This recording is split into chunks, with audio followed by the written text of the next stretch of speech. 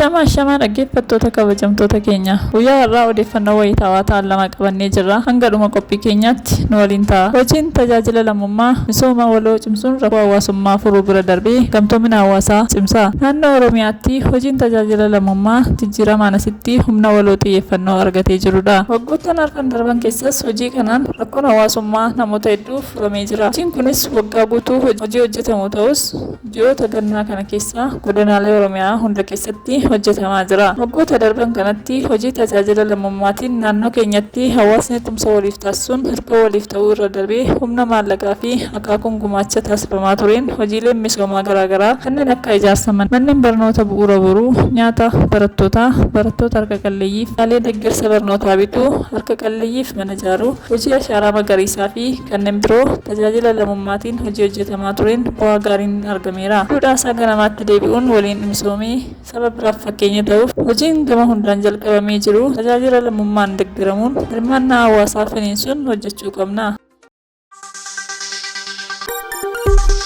Boordiin sakkaattoraawwii labsii yeroo ariifachiisaa ifatti hojii eegaleera. Boordichi miseensota qajeelcha ajaja waliigalaa labsii yeroo ariifachiisaa waliin kan mari'ate yoo ta'u, guyyoota itti aanan daawwannaa badhee kan taasisu ta'uu eerameera. Hojiilee qajeelchi ajaja waliigalaa labsii yeroo ariifachiisaa hanga ammaatti raawwatee fi karoora yeroo itti aanu irratti marii taasisuu isaanis himameera. Qajeelchi naannichaa nagaa buusuuf hojiilee raawwate ilaalchisee ibsi taasifameera. Qabiinsa mirga namoomaa namoota sababa labsichaan to'annoo jala oolan ilaalchisees miseensota boordichaaf ibsi kennamee jira. Egaa qophiin har'aaf qabnu kanuma. Turtii gaarii qabaa. Like, share, subscribe gochuun dagatiina. Galatooma.